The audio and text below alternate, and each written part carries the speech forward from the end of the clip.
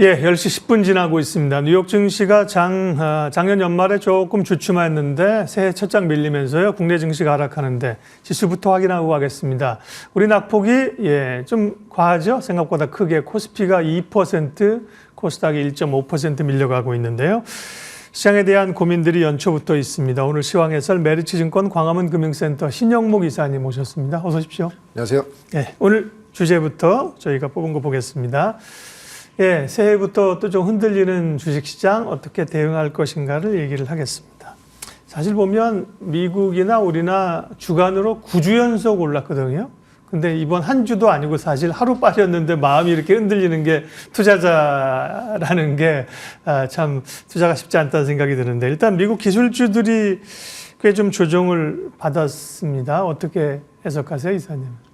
서두에서 답을 말씀해 주신 것 같습니다. 예. 일단 뭐 차익 실현이 네. 확실히 좀 나온 것 같고, 사실 우리나라 장도 마찬가지죠. 이제 좀 우리나라 장이 좀 더 민감하게 반응하는 것도 있고, 최근에 아시겠지만 이제 삼성전자, 하이닉스도 주가가 굉장히 좋았고요. 네.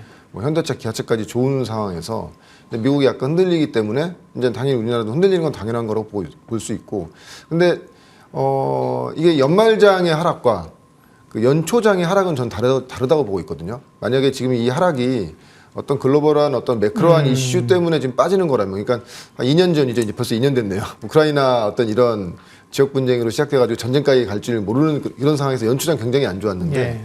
사실 지금은 그런 거는 아니거든요. 또 이제 아시겠지만 올해는 이제 금리 인하에 대한 기대감도 이제 있는 구간이고, 물론 이제 지금까지 올라온 이 어떤 주가들이 그걸 반영하고 있는 거는 사실이거든요. 그렇지만 지금 상황에서 봤을 때 연초장은 여전히 어떤 뭐 우리가 우려감보다는 기대감이 높은 그런 좀 시장인 거는 확실하고요.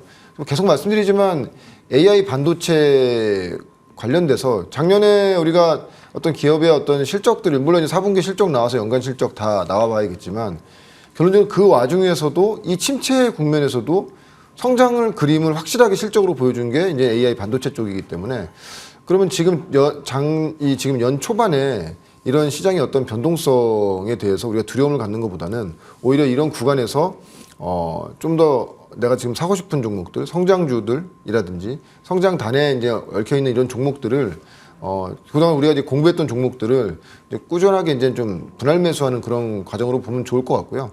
또 어제 미국장 같은 경우에도 뭐 다들 아시겠지만 뭐 필라델피아 반도체 지수도 많이 빠지고 빅테크 주식도 많이 빠졌지만 사실 그 와중에 또 이제 바이오 헬스케어 관련된 종목들은 주가 흐름이 굉장히 좋았거든요. 단단했습니다. 그러니까 미국은 어떻게 보면은 우리나라는 어제 장에 약간 CES 관련된 종목들을 계속 이제 모멘텀이 계속 그런 종목들이 좋았던 흐름이었다면, 미국은 오히려 이제 CES보다는 그쪽에서는 이제 약간 이제 단기 차익 매물이 나오고 JP 모건에 좀 더 집중하는 그런 흐름이었기 때문에, 그래서 또 오늘 보면은 만약에 안 되는 장이면 섹터 자체 모든 종목들이 안 되는데, 오늘 보면 이제 뭐 그동안에 좀 재미없었던 어떤 뭐 변압기 관련된 종목들이라든지 또 이제 어제 또 눌려있던 바이오 주식들이 또 올라온다든지 네. 지금 계속 순환매가 되고 있고 계속 종목들이 좀 생기가 있다는 지금 느낌이 들거든요. 고객 예탁금도 지금 많이 들어와 있는 상태이기 때문에, 그래서 여전히 뭐 지금의 어떤 이런 뭐 이 조종의, 물론 이제 어떤 종목이냐에 따라 다르긴 하겠지만 너무 크게 두려워할 만한 그런 구간은 아니다, 저는 그렇게 보고 있습니다. 네. 지수의 조정보다는 말씀하신 시장 내면에 흐르고 있는 이 물줄기의 변화가 있는가, 트렌드의 변화가 있는가를 보는 게 중요하고요. 국내에서 우리가 예측했던 것처럼 사실은 SK 하이닉스가 LG 에너지 솔루션을 제치고 시총 2위가 됐거든요.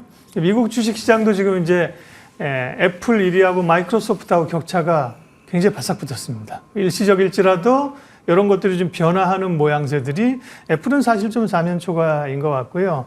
뭐 마이크로소프트 같은 경우 AI 모멘텀이잖아요. 이런 그 시총 상위 종목들의 구성 흐름 변화, 순위 변화, 이런 것도 우리가 좀 볼 수가 있겠습니다.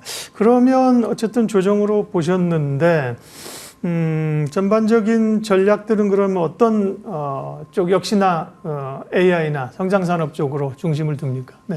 뭐 여전히 뭐 같은 반복적으로 말씀드릴 수밖에 네. 없는 가장 큰 이유가 AI라는 굵직한 줄기가 어떻게 보면은 4, 5년 전에 2차 전지 관련된 전기차 시장의 확대에 따른 2차 전지 네. 시장의 확장성과 거의 비유사하다고 보이거든요. 그 전에 또 스마트폰의 어떤 등장 맞습니다. 이런 것처럼요. 예. 그러니까 그렇게 어떤 산업이 획기적인 어떤 변화가 이루어지는 이런 산업군이 나오게 되면 이게 뭐 단기적으로 1년에서 2년의 뭐 어떤 테마성이나 이런 어떤 뭐 단기적인 어떤 흐름으로 끝나는 것이 아니고 추세적으로 가는 흐름이라고 본다는 것이죠. 우리가 보면 다들 아시겠지만 제가 이제 작년에도 이제 AI 반도체 관련해서 말씀드릴 때 그 2차 전지를 말씀드렸던 기억이 나는데요. 그러니까 그런 큰 맥락에서 그냥 물론 그 와중에 주가들은 어떤 글로벌 매크로 환경이라든지 어떤 기업 내부적인 뭐 어떤 이슈로 인해서 주가가 네. 오르고 내릴 수는 있지만 추세적으로는 섹터 자체는 계속 우상향을 했다는 것이죠. 그러니까 여전히 AI 반도체 쪽 그리고 이제 올해는 또 우리나라는 특히 이제 어떤 이벤트라든지 이슈라든지 이런 일정에 굉장히 우리 전체적인 주가들이 그 민감성을 보이기 때문에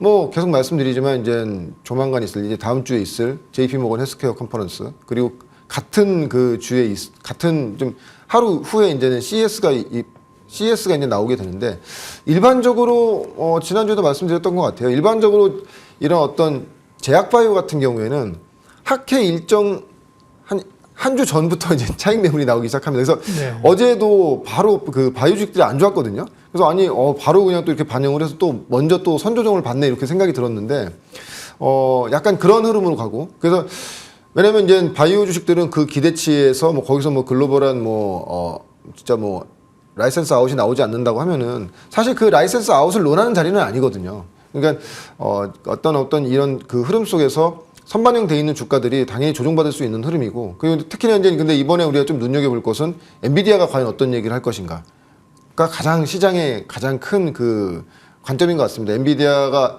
당연히 AI 그 반도체 생태계를 이용한 신약 플랫폼 관련돼서 얘기를 할 것 같고 그래서 최근에 보면은 신약 플랫폼 관련된 종목 뭐 신테카 바이오라든지 파로스 아이 바이오 같은 종목들이 다른 바이오 주식들 중에서도 좀 약간 차별화된 좀 단단한 느낌으로 좀 가고 있는 그런 흐름이고요. 특히 이제 그 같은 이제 기간에 열리고 있는 CES 같은 경우에는 지금 CES 이번 주제가 All On이지 않습니까? 모두 접속하라. 뭐 다들 아시겠지만 AI 예. 당연히 AI의 어떤 이런 얘기를 할 것 같고 대부분의 어떤 여기에 참가하는 빅테크 기업들이 온디바이스 관련된 시장을 선점하기 위해서 어떤 자기들만의 어떤 독특한 그리고 자기들만이 할 수 있는 이런 전자기기라든지 어떤 이런 프로그램들을 갖고 나와서 이 시장에서 선보이는 그런 장이 될 것 같고요. 그래서 제 생각에는 지금은 계속 말씀드리지만은 어떤 뭐 팹립스 업체라든지 뭐 기판 업종이라든지 계속 순환매로 되게 좋아지기 있긴 한데 오히려 CES 이후에 어떤 글로벌 빅테크 기업에서 어떤 하나의 전환점 온디바이스에 관련된 전환점을 제시하게 된다고 하면은 그때는 또 그와 관련된 종목들이 또 계속 추세적인 강세가 나오지 않겠는가라고 생각하고 있고요. 그래서 아마 그 전까지는 예상되는 종목들이 지금 모멘텀과 어떤 그 주가의 강세를 가져간다고 한다면 오히려 CES 이후에는 실질적인 직수의 주들을 찾는 그런 그림에서 새로운 종목들이 나올 수 있을 것으로 좀 예상하고 있습니다. 네. 인공지능, 반도체, 뭐 이런 올해 자율주행, IT에 대한 기대감은 뭐 전혀 훼손되지 않았고요. 바이오가 좀 즐거운 고민인데 사실은 원래 이제 연초에는 이벤트 때문에 좀 오르는 경향이 있지 않습니까? 근데 장이 안 좋을 때 사실 이게 JP 모건 헬스케어 때도 못 올랐어요. 근데 지금은 그 여파도 있고 저금리 영향도 있고 그동안 많이 못 오른 영향도 있고 이러면서 단순히 그 JP 모건 컨퍼런스만은 아닌 듯한 좀 에너지가 모이는 것 같아서 어떻게 볼까요? 결론적으로는 항상 우리가 어떤 교과서적으로 말씀드린다고 하면은 금리 인하가 되는 시기에는 성장률은 좋다는 것이 가장 큰 그 맥락이고요. 그래서 아마 이제 올해는 금리 인하에 대한 기대감이 있는 상태이고요. 그리고 이제 바이오 같은 경우에는 그 동안에 보면 아까도 말씀드렸지만 모멘텀 플레이만 되는 것이 아니고 우리가 지금 실질적으로 이렇게 그 라이센스 아웃을 하고 이런 글로벌 빅파마들과 같이 이제 협업을 하면서 성과물이 나오는 시점입니다. 지금부터가 한 작년부터가 이제 어떤 신약에 대한 그래서 뭐 유한양행이랑 오스코텍이 이제 가장 그 앞단에 있는 것입니다. 네. 그러니까 이미 이 바이오 섹터 자체가 15년 정도 전부터 15년도에 뭐 다들 기억하시겠지만 한미약품이 엄청난 라이센스 아웃을 하면서 그 굉장히 시장의 기대를 많이 받았는데 그 이후에 이제 뭐 퇴출된 회사는 이미 퇴출이 됐고 그리고 뭐 연구 진행이 안 되는 회사는 연구가 안 되는데 지금까지 남아있는 회사들은 이제 하나 둘씩 연구 성과가 나온다고 보는 것이죠. 그래서 보면 레고캠 바이오라든지 그리고 뭐 레오캥 바이오라든지 삼천당 제약이라든지 뭐 한올바이오 파마라든지 뭐 이런 종목들은 실질적으로 지금 가시적인 성과를 내고 있기 때문에 이와 관련된 종목들은 향후에도 좀 물론 이제 이벤트가 끝나면 약간의 조정받을 수는 있겠지만 추세적으로 좀 좋은 흐름이 나오지 않겠는가 그렇게 보고 있습니다. 네. 신약에 대한 모멘텀도 살아났고요. 또 이제 지금 있고 있지만 비만 관련된 거 작년에 대단했잖아요. 맞습니다. 위고비 이런 거 우리가 많이 들어봤거든요. 그런 얘기라든지 또 알츠하이머 이런 쪽으로 해서 글로벌 빅파마들의 움직임을 보는 것도 굉장히 중요할 것 같습니다. 바이오는요. 자, 그러면 이제 늘 말씀을 하시고 어쨌든 간에 성장주, AI 이런 쪽으로 해서 최근에 이제 기판업체를 좀 많이 얘기를 하셨는데 네, 오늘 히든밸류 종목 알려주십시오. 네. 오늘 히든밸류는 해성 DS입니다. 해성 DS. 네. 네, 역시 이제 기판업종이고요. 네. 아마 해성 DS까지 말씀드리면 제가 네. 소개해드릴 수 있는 기판업종은 웬만한 기판업종은 다 시켜드렸던 것 같아요. 주로 우리가 해성 DS 하면 리드 프레임 이렇게 알고 있는데. 맞습니다. 네. 예. 그것도 이제 그것도 기판 일종입니까? 그것도 있고 다른 쪽에도 기판 다른 쪽에도 건가요? 있고요. 예, 예. 예. 그래서 삼성전기도 뭐 작년에 설명드리긴 했지만 삼성전기 제약으로는 제가 대부분 설명드렸던 것 같고요. 기판 업종 같은 경우에는 뭐 제가 이제 앞서서 TLB라든지 대덕전자, 네. 뭐 심텍, 맞아요. 그리고 뭐 이제 해성 DS까지 웬만한 기판 업종, 그냥 심지어는 뭐 기판 업체에 장비를 넣어주고 있는 태성까지. 태성은 제가 작년에 한 2번 정도 이제 탐방 다니면서 기업 소개했던 걸로 기억이 나는데 해성 DS 같은 경우에는 본업과 부업이 이제 다 좋아지는 그런 국면으로 가고 있습니다. 이제 기판 업종으로 말씀드리자고 하면은 뭐 계속 꾸준히 말씀드리는 게 본업이 올해는 좋아지는 구간이고 성장은 내년부터 아마 온디바이스 관련된 성장이 나올 거라고 보고 있고 해성 DS의 지금 이 차트 지금 화면 보시면 아시겠지만 해성 DS의 전체 매출액의 한 40% 정도는 차량 전장용 리드 프레임이라고 하죠. 차량 전장용에 지금 들어가고 있고요.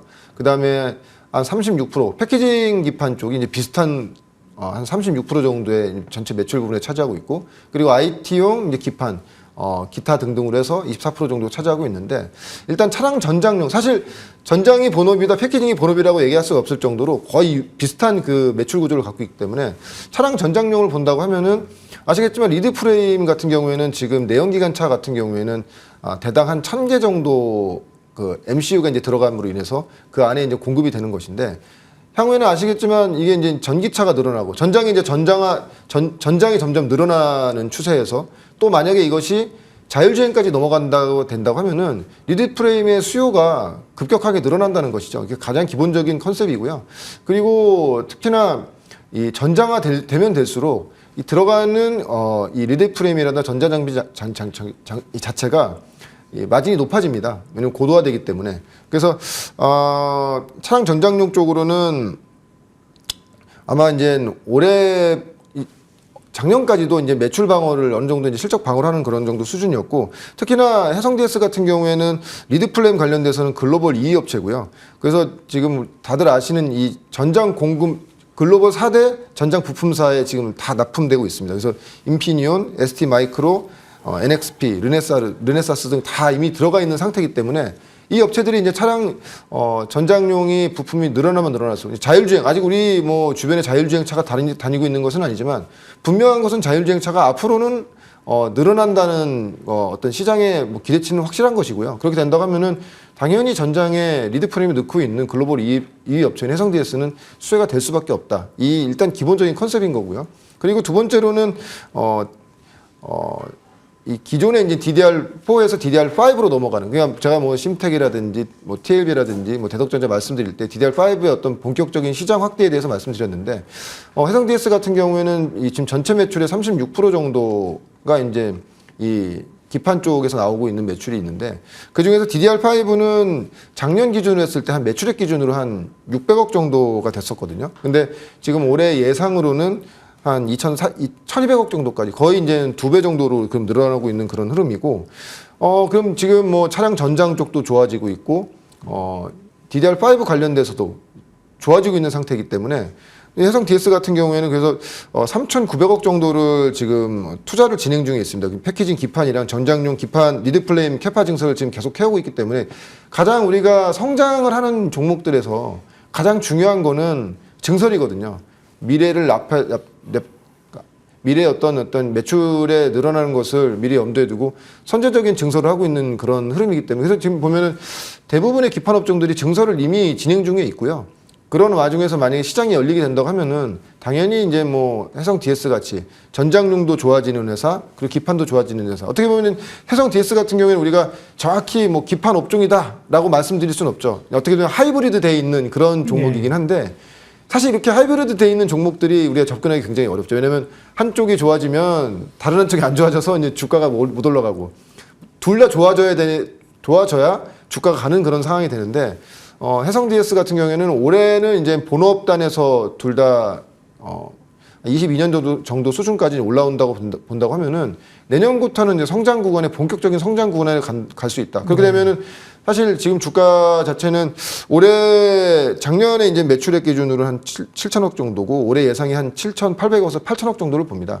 근데 단순히 이렇게 본업이 좋아지는 상태에서 끝난다고 하면은 사실 매력적이진 않죠. 이제 PR로 한 10배 정도를 줄 수 있는 상태이기 때문에 사실 더 이상 여기 업사이드가 있을까 생각할 수가 있지만 서두에도 말씀드렸다시피 전장용이라든지 그리고 AI 반도체 시장의 확대로 인해서 DDR5가 늘어나는 그런 흐름으로 추세로 본다고 하면은 내년에 성장도 올해 어떤 주가에 반영될 수 있는 그러니까 마치 작년에 HBM 관련된 장비주들이 올해 실적을 땡겨오면서 주가가 굉장히 좋았지 않습니까? 그래서 기판 업종들은 이런 유사한 흐름이 계속 나올 것 같아요. 그래서 최근에 보시면 아시겠지만 심텍이라든지 TLB라든지 대덕전자라든지 보면 다 이제 신고가를 이미 지금 치고 나가고 있는 이런 흐름이고요. 그래서 그렇게 된다면 해성 DS도 지금 정도 가격 단위에서는 좀 상당히 우리가 좀 접근해 봐야 되는. 그러니까 오히려 오늘처럼 조정받는 구간에서 우리가 조금씩 분할 매수를 해야 되는 그런 종목이라고 보고 있고.